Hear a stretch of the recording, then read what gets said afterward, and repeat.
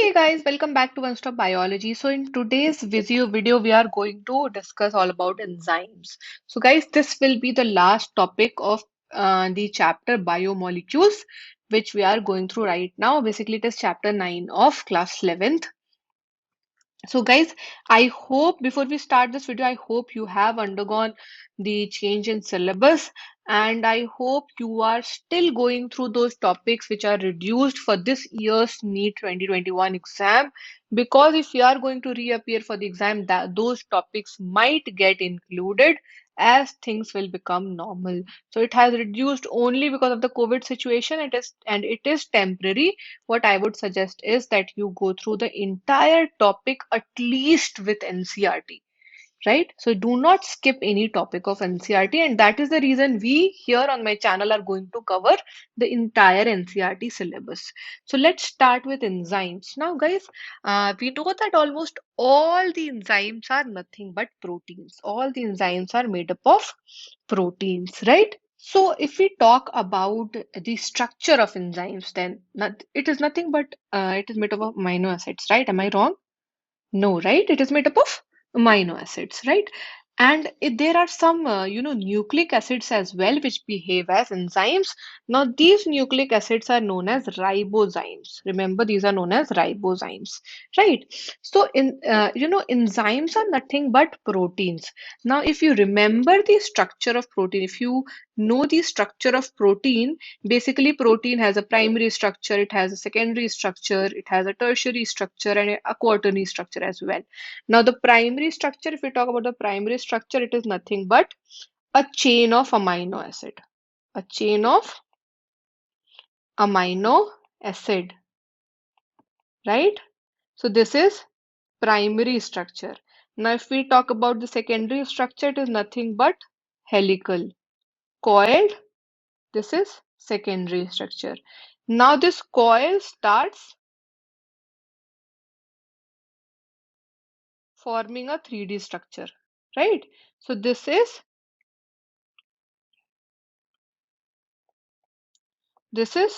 tertiary structure. Now these tertiary structures, so this is primary, secondary, tertiary, and if these tertiary structures, say many tertiary structures like these form various subunits of a protein, right? So this is quaternary structure. Hemoglobin has quaternary structure. So basically, if you talk about an enzyme as well, so like any other protein, they have primary structure, which is nothing but a sequence of amino acid, a chain of amino acid, right? Then they have the tertiary and secondary and tertiary structure.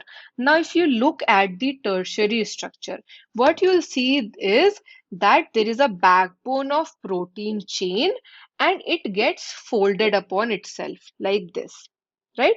So, like this diagram, it gets folded, and this chain basically crisscrosses itself, right? And there are various pockets made because of this. So there are various pockets made because of this, right? Now, one such pocket, one such pocket serves as the active site. It serves as the active site, and enzymes through their active site basically catalyze reactions at a high rate. So through these active sites they catalyze the reaction. Now basically the active site is nothing but a pocket into which the substrate will come and fit itself. So say this is the enzyme, this is the substrate, this is the substrate, this is the enzyme.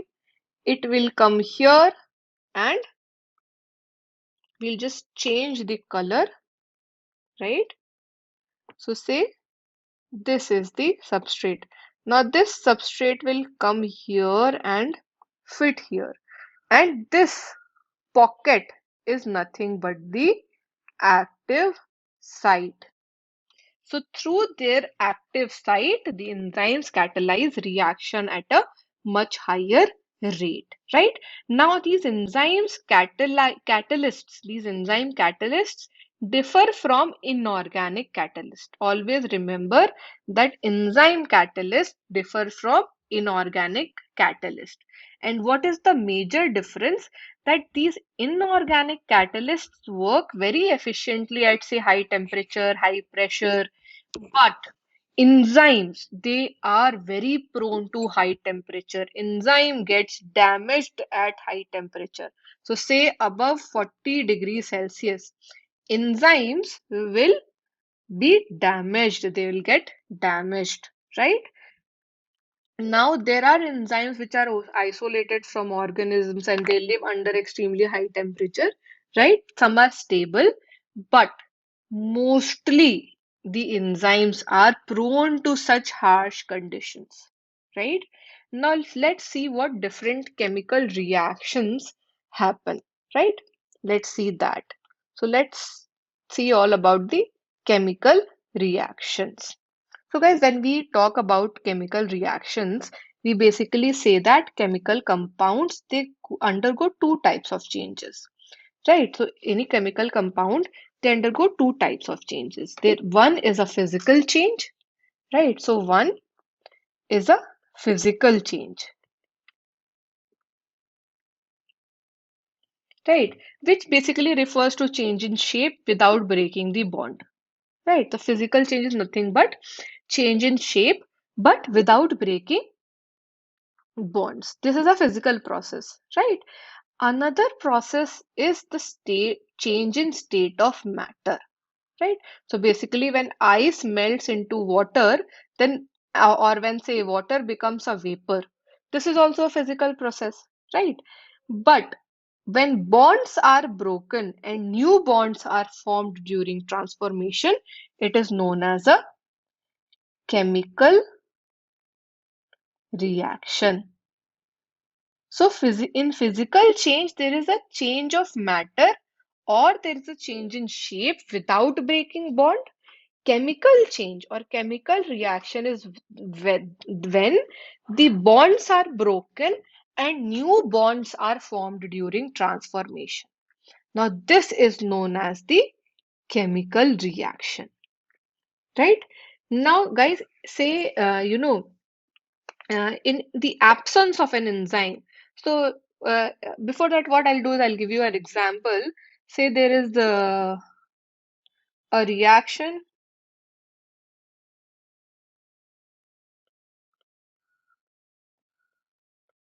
with sulfuric acid,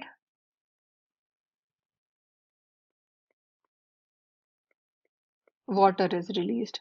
So, it is nothing but breaking of bond between these two, right? And here again, bond is breaking. These two are joining together and new bond is formed. And then this in the form of H2O is or water is released. So breaking of bond and making of new bonds, right? Now in the absence of any enzyme, right?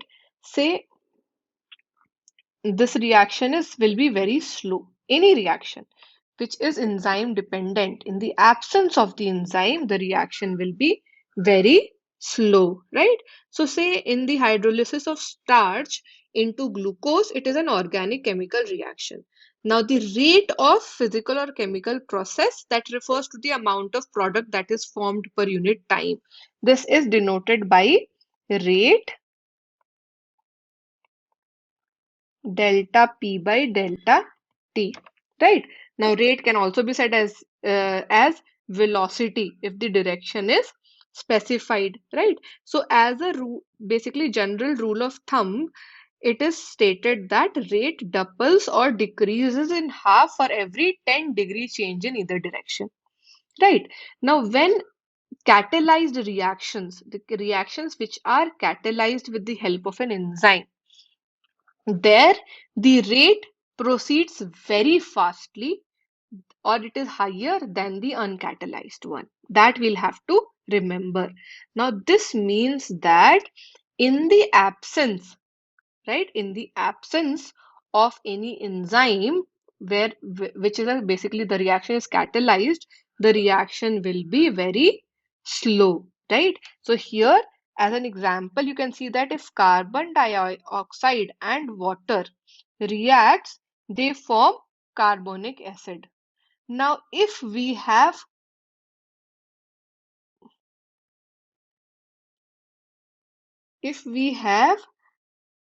carbonic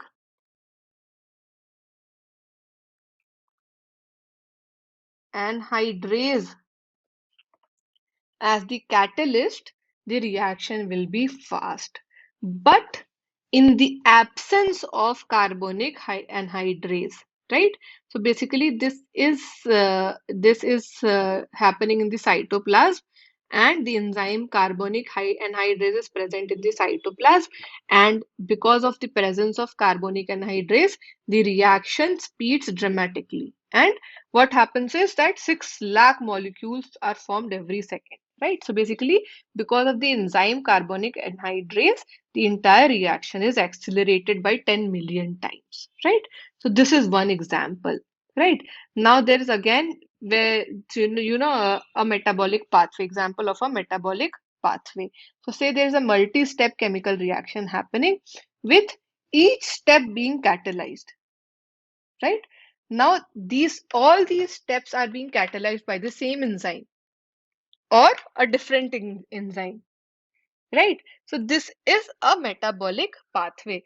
Example is here that glucose is getting transferred to pyruvic acid.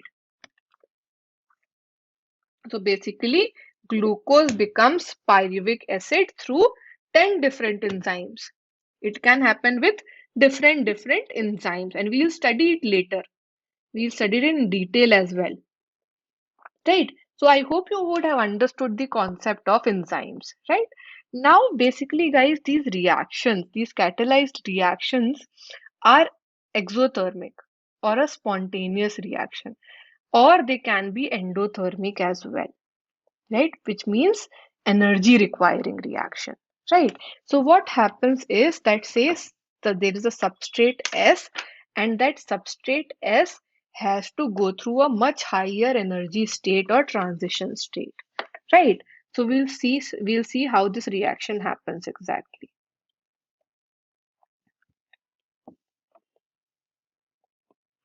Now see this diagram. Okay, so this is the concept of activation energy basically, right? So here what is happening is that we have a substrate S, right? This is nothing but the progress of reaction, and this is the potential energy. Okay, now if it has to become a product, if it has to be converted into a product, it has to go through a transition state,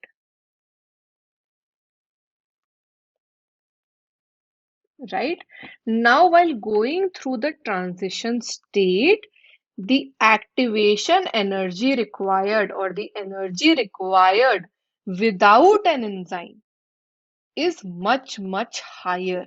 So, the substrate will take longer to reach the transition state and get converted to product. So, this is the activation energy without enzyme. Now, what happens as soon as the enzyme comes into picture when the reaction is catalyzed? So, as soon as the reaction is catalyzed, guys, remember, as soon as the reaction is, or the substrate is, uh, changing into a product in the presence of an enzyme, this activation energy. So here you see in the presence of enzyme, the transition state is reached with much lesser activation energy, which is required, and it reaches to the product at a very fast rate. So this is the activation energy with enzyme. So this is the concept of activation energy. And here, as you can see, that without an enzyme, the activation energy required or the energy in general required will be very, very high. And that is why from substrate to product, changing to the product, it's very, it's time taking. But in the absence of enzymes, as the energy requirement decreases significantly, the time taken for the chemical reaction to happen reduces by a lot. And that is why, as we said, that the product formation rate will be very, very high if that particular reaction is catalyzed by an enzyme, right? So this is all about the concept of activation energy and why do we say that the enzymes catalyze the reaction, which is good basically, right? Now let's see what is the nature of enzyme action, right? So basically, guys, each enzyme has a substrate binding site, right? We said that they have an active site, right? In the molecule itself. So basically, they at some point of time they form an enzyme substrate complex, right? But what do we see exactly is that this complex is very short-lived because what we are saying is that the rate of change of substrate to product is very high. So this enzyme substrate complex would not be there for a long duration. It is very short-lived and that dissociates into the product. So what exactly happens is shown here. So basically you have enzyme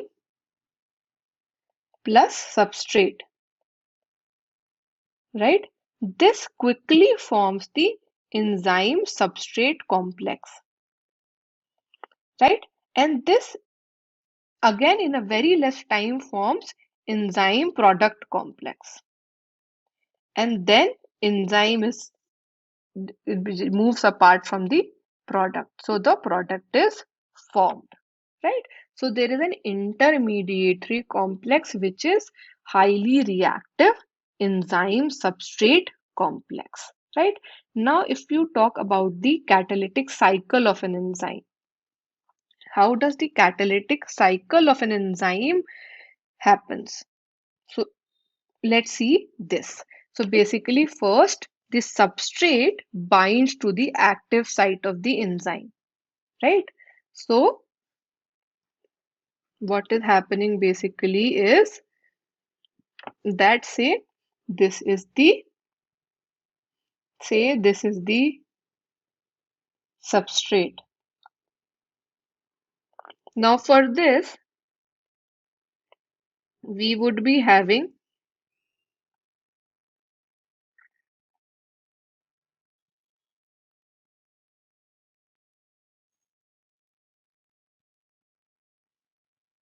an enzyme like this, right? So the substrate binds, the first step is substrate binds to the active site of the enzyme. So basically the substrate is binding here to the active site of the enzyme. Now, binding of the substrate induces the enzyme to alter its shapes and it fits more tightly around the substrate. So what is happening is basically the enzyme is binding. Now the active site of the enzyme is binding with the substrate in a very tight manner. So it can alter its shape to bind with the substrate very tightly. Then what happens? The active site of the enzyme now is in close proximity with the substrate. Now this breaks the chemical bond of the substrate and enzyme product complex is formed. Enzyme product complex is formed, right? And once this is formed, enzyme releases the product.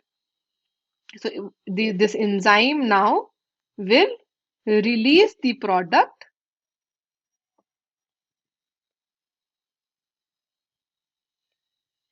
right? And this free enzyme is ready to bind to another molecule now, right? And it will go through the catalytic cycle once again. It will bind with the new molecule, new substrate molecule again. So guys, this is the entire cycle of enzyme action. So guys, I hope you would have understood the basics of enzyme, the concept, basic concept of enzyme and how does it work exactly. Why the process is faster, the chemical reaction rate is faster if there is an enzyme present, if a reaction is catalyzed by an enzyme. So with this, we'll end this video. In the next video, we'll see what are the factors which affect enzyme activity. So guys, please do not forget to like the video and share it with your friends as much as you can. And if you're new to the channel, please do subscribe to the channel and press the bell icon so that you can get all the updates that I post on a regular basis. And guys, yes, please do feel free to comment. So please do give me your feedback. And if you have any doubt, please mention it in the comment. You can also message me on WhatsApp. I have given the WhatsApp number in description for any query which you have regarding your preparation, regarding the doubt of this topic or any such topic. Or if you want any assistance, please do let me know on the WhatsApp number. Thanks, guys. See you in the next video. Bye bye.